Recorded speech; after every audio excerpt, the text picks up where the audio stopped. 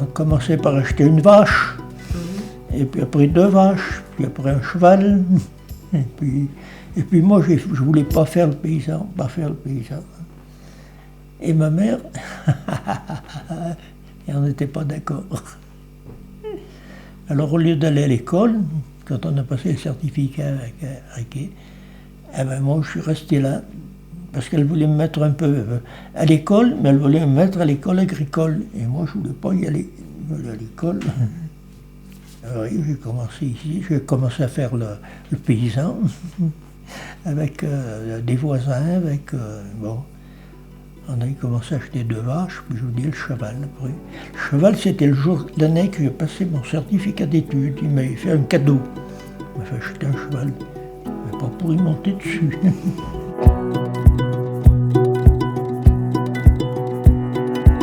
Après, on achetait des chiens quand on avait l'occasion, on en louait, alors ça avait grandi un petit peu. Après, à la fin, on en avait plus de vin, céréales, du foin. Puis j'avais plus de vaches. Ah, c'est ça. Non, j'aimais pas les bêtes. Si, cultivateur, j'aimais, mais c'est les bêtes que j'aimais pas. C'est les animaux. Des poules, des lapins, de la vigne, pour la consommation personnelle. Parce que dans le temps, on buvait plus de vin que maintenant. Les gens mangeaient moins bien que maintenant et ils buvaient du vin. Ils mangeaient des pommes de terre, ils mangeaient des haricots, ils mangeaient des salades, mais ils buvaient un canon, ils buvaient du vin. Un peu de tout. Un peu de tout. On vivait, on ne se réussissait pas, mais on vivait.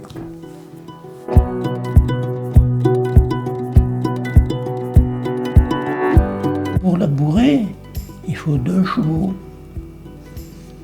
Alors nous, on avait un cheval et je pouvais le mener. Et il y avait un maçon, un ancien maçon à Monétier, qui avait pris la retraite, il faisait une petite propriété comme nous. Alors un jour, il est venu trouver mon père. Et il m'a dit, mon père, il a dit, si tu voulais, pas associé, mais on se mettrait ensemble pour labourer. Moi, je labourais, on a un cheval chacun, ça fait 2 chevaux. Je peux mener la charrue, ton fils il mène les chevaux, et on laboure mes champs, on laboure les tiens, et on fait pareil. Et on est pas. Et on s'entraidait, surtout pour labourer. Pour faner, c'était pas pareil, vous voyez. Rentrer le fourrage, couper le foin, le faire sécher, le faire. Mon père, alors il arrêtait la scie pendant un mois, pendant les foins, quoi. J'étais obligé de nous aider, quoi. Et moi, j'ai toujours fait ça contre que.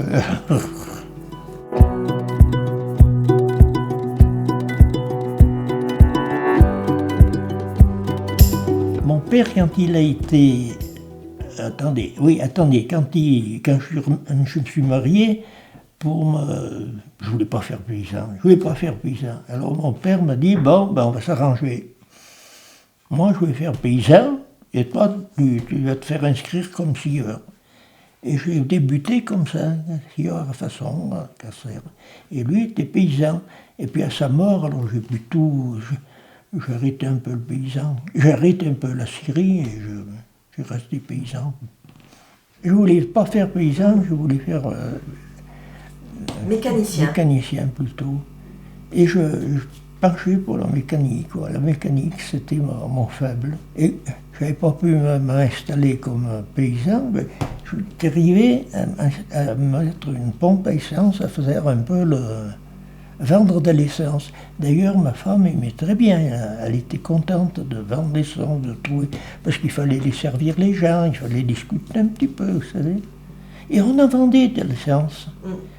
Tous les pays autour de nous, il n'y avait pas de pompe d'essence, il n'y avait pas de vendée, on en vendait. Oui, quand même réparer les roues qui étaient percées, changer les pneus. Quand il y avait une soudure, j'avais un poste de soudure, j'avais un machin, bricolé. Du coup, quel statut vous aviez? Le statut d'exploitant agricole? Oui, plus c'était des services rendus. J'avais un cahier, alors tout ce que je faisais à côté, je le marquais. Et je marquais ça sur le... J'allais aux impôts déclarer service rendu. Il y avait, si je vendais 1000 litres d'essence, ou je sais pas quoi, si j'avais réparé 10 roues, si j'avais si j'avais fait un peu du travail en soudure ou en autre, je le marquais. Mais à condition, la chambre d'artisan m'avait dit, s'il y a quelqu'un qui s'installe chez vous, vous arrêtez. Je suis arrivé à faire de la mécanique, et surtout après, quand ma femme est décédée, j'ai loué mes terrains à mon gendre, et moi, j'avais la scierie qu'on avait montée là, la scie qu'on avait achetée, qu'on avait ramenée là, mais ça faisait un petit peu, je réparais les roues, j'avais fait des remorques que j'avais arrangées parce que c'est le moment où les tracteurs arrivaient, et il y avait du travail. Et j'ai un peu, là, je me suis fait un peu plaisir, j'ai travaillé un peu de la mécanique, rien.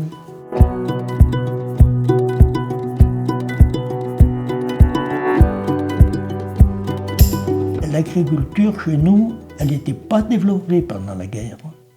On était encore avec les chevaux, avec les bœufs. Et ceux qui ont développé l'agriculture, c'est les prisonniers de guerre qui étaient en Allemagne. Quand ils sont revenus en France, ils ont dit, mais bon, faut acheter un tracteur. On les regardait un peu de travers en disant, qu'est-ce qu'ils veulent faire d'un tracteur? Un cheval, ils en ont pas assez. Et c'est les premiers qui ont racheté des tracteurs dans le Trièves, à Monetier du Percy. Et après, 10 ans après, c'était tout le monde qui a fait son tracteur. Avec mon père, on voulait acheter un tracteur quoi. Mais ma mère n'a pas voulu nous débloquer l'argent. Alors, j'en ai monté un, avec une vieille auto, j'ai changé le pont, un pont plus gros, on a mis le deux boîtes à vitesse pour dégrader puis aller doucement, et j'ai monté le tracteur, et le premier tracteur, ça a été simple. Ah, j'avais fait un machin sur le tracteur, j'avais fait une treuille, j'avais fait une espèce de griffe, et au lieu de labourer, de piocher la vigne, eh ben on y allait, mais il fallait y être deux. Un sur le tracteur et l'autre, il descendait cette griffe que j'avais fait comme une brouette, j'ai fait 2 roues, je descendais la descente, c'est tout ça. Quand on arrivait en bas, je montais sur la griffe, et puis j'avais un guidon, comme sur la griffe, comme en moto. Et le copain, il faisait rouler le câble, et nous on suivait, puis bien, passait bien à côté des plats.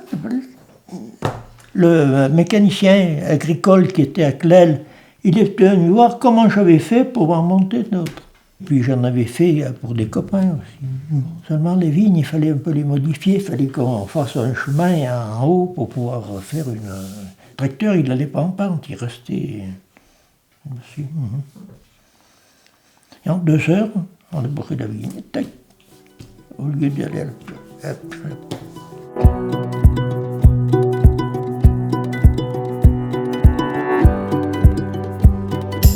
Les tracteurs ont tout renversé, ont tout changé. Mais on en avait besoin.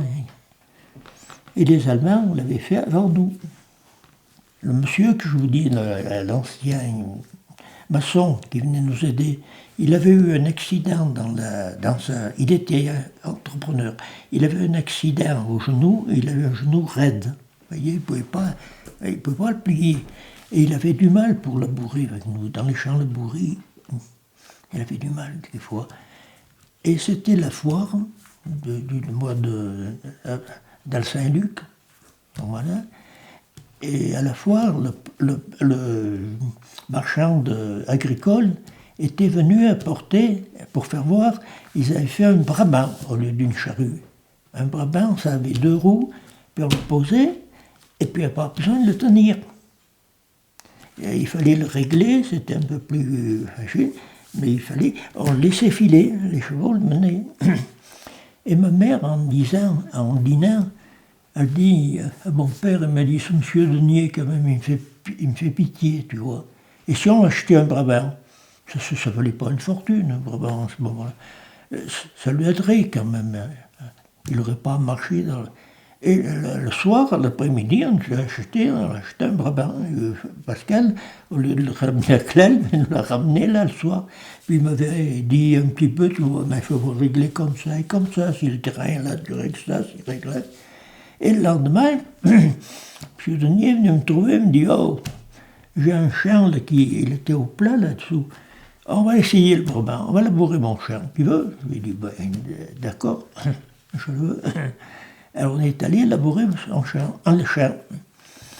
Et lui, j'avais 18 ans, cette année-là, je sais pas, peut-être un peu plus, il me disait toujours, je t'apprendrai à labourer, mais tu sais, moi je suis le plus fort laboureur du pays.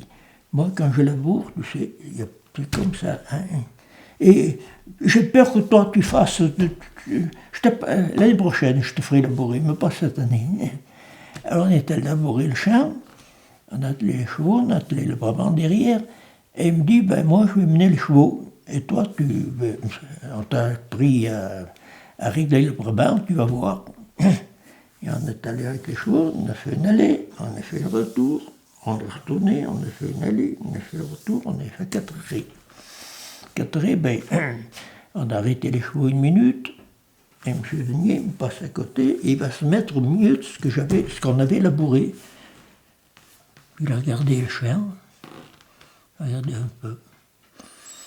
Il est revenu, il m'a passé à côté de moi, il est allé trouver les chevaux, et en passant à côté de moi, il me dit, j'étais le plus fort laboureur du pays. J'étais. Ça l'avait... Vous voyez, ça je m'en suis toujours rappelé, parce que j'ai dit, ça l'a touché quand même. J'étais le plus fort laboureur du tri. Est-ce qu'il était vexé que moi qui ne savais pas labourer? Avec le Brabant, on faisait un travail alors impeccable. Qu'est-ce que ça a produit le tracteur? Pourquoi tout le monde s'y est mis? Parce qu'au lieu d'avoir 2 vaches et 2 chevaux pour travailler une ferme, ils avaient mis 4 vaches. Ils avaient vendu les chevaux et ils avaient acheté un tracteur. Avec un tracteur, on faisait beaucoup plus de travail avec beaucoup moins de peine. Et il y avait 4 vaches qui pouvaient, on avait 4 veaux, on avait le double de lait, on avait plus d'argent. Ouais. Et les tracteurs, c'est un peu été dur je vous dis bien, au départ. Et puis après, ça s'était développé. Parce qu'on allait beaucoup plus vite pour faire le travail des champs, et puis on avait moins de peine, on était assis sur le tracteur. Avec les chevaux, avec les bœufs, on travaillait 3 heures le matin, puis 3 heures l'après-midi, pas plus. Parce qu'après, ils étaient fatigués. Avec le tracteur, on pouvait y aller à 8 heures, quand on avait fait les chevaux, et rester jusqu'à midi, ça faisait 4 heures. Et au lieu de s'arrêter un peu pour laisser souffler les chevaux ou les bœufs, ben, on continuait. On en faisait... Pour nous, c'était merveilleux, parce qu'on en faisait 3 fois comme avec 2 chevaux. Avec un tracteur, on faisait 3 fois comme 2 chevaux. Mais après, on a été encore, nous, suspendus. Ils ont fait des tracteurs, au lieu de faire 20 ou 40 chevaux, ils les ont fait de 120, 140 chevaux. Un tracteur, et avec 4 rails derrière. 1 hectare à l'heure, il faisait. Et avec les chevaux, nous, on faisait 1 hectare dans la semaine. Alors vous avez eu beaucoup plus de temps libre? Ah ben oui, mais on s'occupait ailleurs, oui. On avait beaucoup plus de terrain, on avait... À mesure que les gens, ils continuaient pas tous, parce que ça faisait des trop petites propriétés. On a diminué le nombre de cultivateurs, on y était une vingtaine de paysans là. Aujourd'hui, ils sont 2.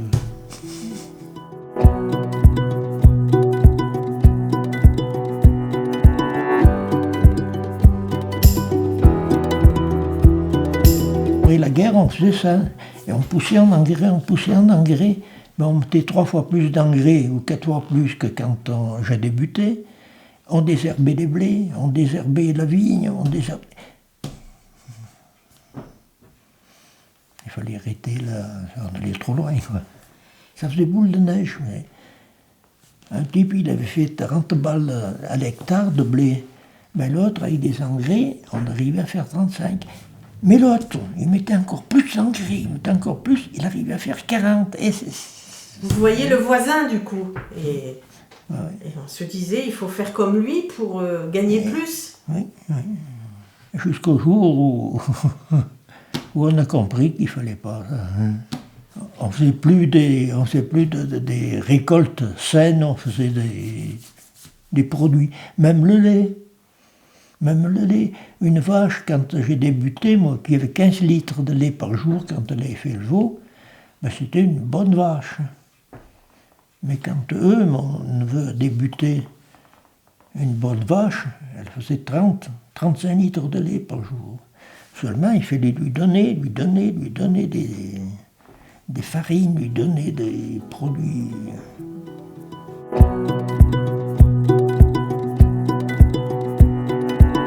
L'agriculture a changé. Les petits agriculteurs ont disparu. Celui qui avait comme nous 3 vaches, il ne peut plus vivre. Alors il y a quelques-uns qui ont resté, qui ont globé, et puis petit à petit, ben, ils s'arrêtent eux aussi. Et qu'est-ce que vous appelez un paysan? Quelqu'un qui travaille la terre, qui vit du travail qu'il fait à la terre. Est-ce que du maraîchage, où votre petit-fils, il est paysan, votre petit-fils qui fait des chèvres, ou pas? Oui. Donc vous le comptez, votre petit-fils? Oui. Comme paysan? Non, oui, il faudrait le compter. Parce qu'il y en a plus que 2 actuellement sur le village. Pas bien. Ceux qui font des légumes, le maraîchage. Ah oui, ben lui, c'est pas pareil. Ils font pas sur une grande quantité. Donc pour vous, c'est pas un paysan? Oui. Paysan, lui, il fait du foin, il fait du blé, il vend, il fait du lait, il vend. Tandis que les jeunes qui se montent maintenant, avec 1 hectare de terrain, ils veulent vivre. Mais ils font des légumes, ils font des trucs plus chers pour pouvoir. Ils n'ont pas d'argent pour pouvoir. Parce que ça coûte cher un paysan, un tracteur. Puis un tracteur, il faut acheter tous les outils qui vont derrière. Mais ceux qui viennent, là, les jeunes, là, ils cherchent 1 hectare de terrain et ils cherchent à vivre avec ça. Ils ne peuvent pas faire paysan. Paysan, maintenant, il faut avoir une fortune. Pour acheter le matériel et les terres et avoir les terres. Vous voyez, Liliane, ils ne peuvent pas vendre, ils ne peuvent pas louer sur leur propriété, c'est trop. Alors c'est des sociétés qui vont finir par y accaparer. Mais on ne peut plus s'installer maintenant. Là, votre petit-fils, il a pu parce que c'est des terrains à vous, c'est ça? Ben, on peut toujours s'installer. Mais il faut avoir les réserves, les solides au départ.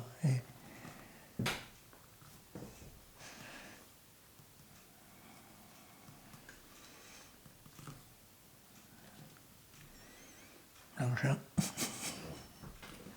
Et pour vous, on pensait moins à l'argent au moment où vous avez démarré? Me doit en débarrer avec une pioche, un râteau. Au début, l'agriculteur, il vivait de ce qu'il vendait. Tandis qu'après, il vendait au-dessous de que ça lui revenait. Alors l'État lui donnait des subventions, des machins. Alors c'était le plus qu'il pouvait. Maintenant, un paysan, il a son comptable. C'est son comptable qui fait toute la comptabilité, qui le conseille dans les... Comment vous voyez l'avenir, vous? que je vous dis, il y aura peut-être 2 agriculteurs ou 3 dans le Trièves.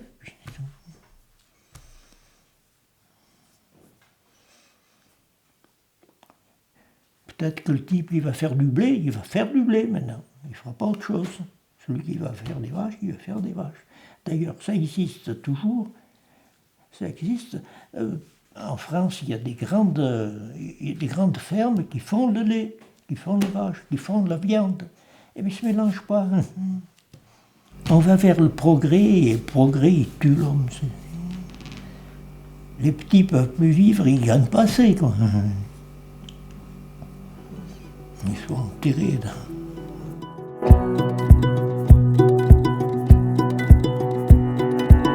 Au plus on va vers l'avenir, au plus ça va vite, au plus les découvertes seront. Mais les ordinateurs ont fait autant de progrès que ce que nous on a fait avec les tracteurs.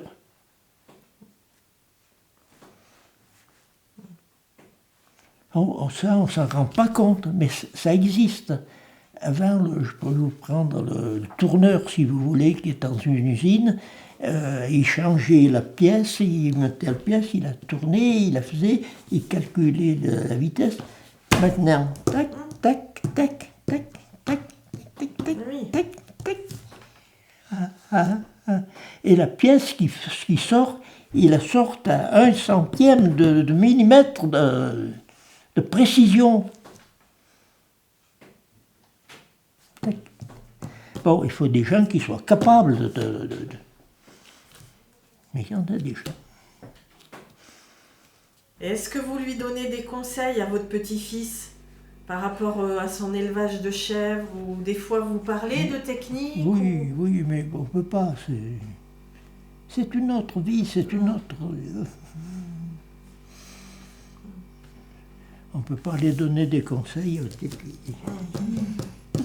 qui tapent à la... On ne peut pas aller en arrière. On ne peut pas. La mécanique, l'ordinateur.